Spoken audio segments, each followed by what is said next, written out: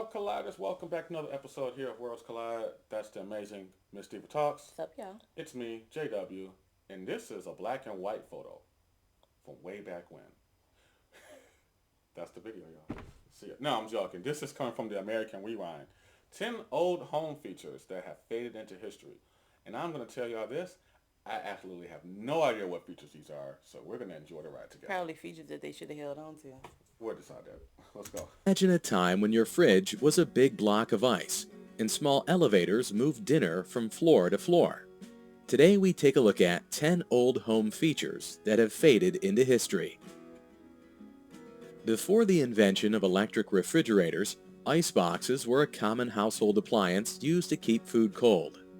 An ice box, also known as a cold closet, was a non-mechanical refrigerator that became popular in the early 20th century. It worked by placing a large block of ice in a compartment at the top, and the cold air from the ice would circulate down to keep the food in the lower compartments cool. These ice boxes were made with hollow walls lined with materials like tin or zinc, and packed with insulating materials such as cork, sawdust, or straw. People had to regularly replace the melted ice, usually. I'm kind of glad this didn't last long. An ice box? Yeah. Cause just imagine if you forget to place an order for some ice. Then your whole food's gone. So I remember to place that order. yeah, so I'm definitely glad. So this is one thing that we could say definitely is good that it did not stay around. By buying new ice from an iceman. The design of the icebox allowed for longer storage of It's crazy. Person's job is providing them ice. Yeah, it's also sucks because those people lost their job. But there's people who probably they didn't lose their jobs. Well, they did, but they probably transitioned into like other places, like how U.S. Ice is, how they make ice now just for like events and machines and stuff. Mm-hmm. So they just shipped into something different. But I'm just saying, something like this now. Carrying ice. It's so simple as to me just going into my kitchen and hitting a little lever to release ice. Well, for me, it's just more or less getting out ice trays and just filling it up. And yeah, we know. But yeah, it's crazy that this used to be somebody's job. Just like my dad used to tell me, because every house in the city has a milk chute. Mm-hmm. It used to be like, he told like, yeah, you used to get milk delivered, and they put it like, what? You couldn't just go to the Kroger's? Like, that's crazy. Let's see if perishable goods, without the need for other preservation methods like smoking or drying. Transom windows are small windows you find above doors in many older buildings. They were really popular before air conditioning and heating systems became common. These windows could open to let fresh air. I've seen these like in the older schools. Like I always just figured that older schools and office buildings, I always just figured that was just part of the door frame. Air they in. Didn't have the hook latch no more. That's crazy. And help with ventilation, while still keeping the room secure. They were high up, so they also let in more light without compromising privacy. To open these windows, people use special tools called transom operators. These windows are not just functional, but also add a unique architectural detail to buildings. In the 18th and 19th centuries, having a parlor in your home was a sign of social status. The parlor was where families would meet guests and show off their best furniture and art. It was often called the best room in the house because of how nicely it was decorated. Yeah, which is now a great room. Yeah, which is nothing. It's just a regular room that no one uses now. Decorated. This room was used for important family events like weddings, births, and funerals. The room was often kept closed when not in use, to keep it clean and ready for visitors. Parlors had comfortable chairs, a sofa, and sometimes a piano for music. Over time, as homes changed and got TVs and other entertainment, the parlor became less common and turned into what we now call the living room. Servants' quarters were special areas in large houses where the staff lived and worked. These quarters were common from the late 17th century to the early 20th century. They were usually located in the basements and attics of smaller houses, and in larger houses, they were in a separate wing or block. The idea was to keep the servants close to where they were needed, but also out of sight from the main areas of the house. Servants' quarters were important because they tell us a lot about how people lived in the past. They show the differences between the rich and their servants and how this changed over time. Before indoor plumbing was common, wash basins and pitchers were essential in homes. A washstand, usually made of wood like mahogany or walnut, held these items. It was a small table or cabinet with legs, designed to hold a wash basin and a water pitcher. I've only ever seen this in church. Yeah, like I've heard stories like my grandparents and stuff saying that they didn't have indoor plumbing.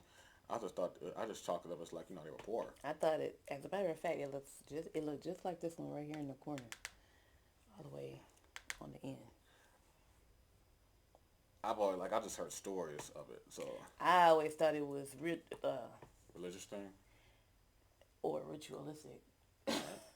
Because when I think about certain traditions and stuff that we participated in church, it's like, it's a little ritualistic, isn't it? Yeah, depending how you roll. Yeah. In the morning or before bed, they're just like that. people used these basins and pitchers for washing up. This was a daily routine before sinks and running water became standard in homes. Over time, as indoor plumbing developed, the need for washstands and pitchers decreased, making them less common in modern homes. Coal chutes were an essential part of many Yes. Victorian homes, especially before the widespread use of electricity. These chutes were usually located in the foundation wall Bring back some like fond childhood moments or something, because Because I remember these. I remember these at my grandma's house in Sherwood Forest. She had these because she had the big spider furnace. So yeah, so she had these and whatnot. Same with my grandma, and my dad's side of town. Like I remember these. Matter of fact, they still have this. Yeah, I remember that. and were made of metal. They had a hinge door that opened to an angled tunnel where coal trucks would deliver the week's fuel. The coal was dumped into a special room in the basement next to the furnace, and these rooms often have walls stained black even today. For homes without a coal chute, coal was carried in wheelbarrows or bags by workers known as lumpers.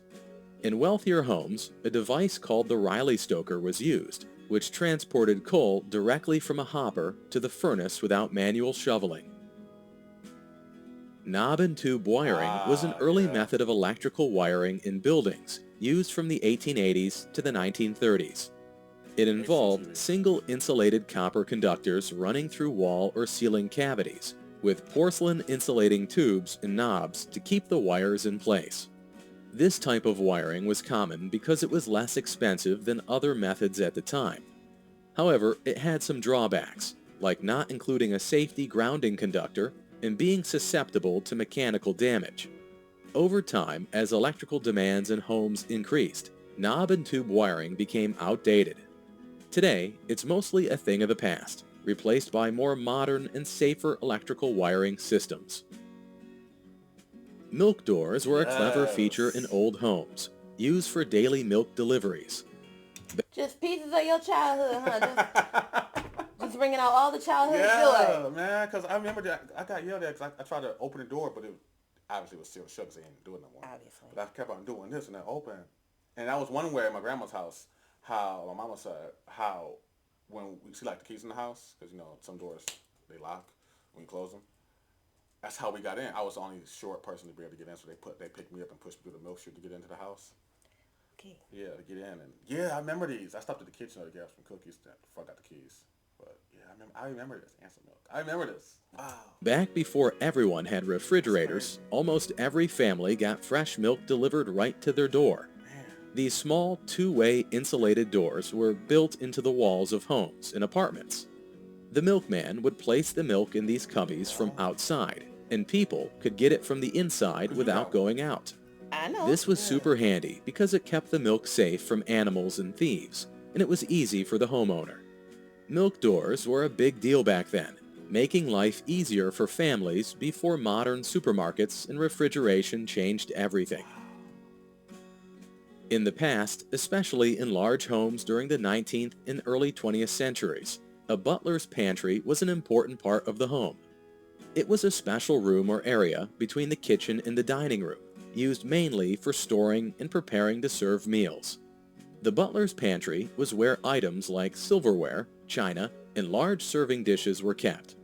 It was also used for tasks like cleaning silver and counting items. In some homes, the butler even slept in the pantry to keep the silver safe. Today, butlers' pantries are still popular in some homes, often used as a place to set up meals and store dining items. Dumbwaiters are small freight elevators used to carry items, especially food, between floors and buildings. They were very popular in multi-story homes and are still found in some modern structures like restaurants and schools. Before electric motors were added in the 1920s, they were manually operated with ropes and pulleys. The mechanical dumbwaiter was invented by George W. Cannon in the late 19th century. These devices were designed to be smaller and less capable than passenger elevators, typically handling loads of a couple hundred pounds.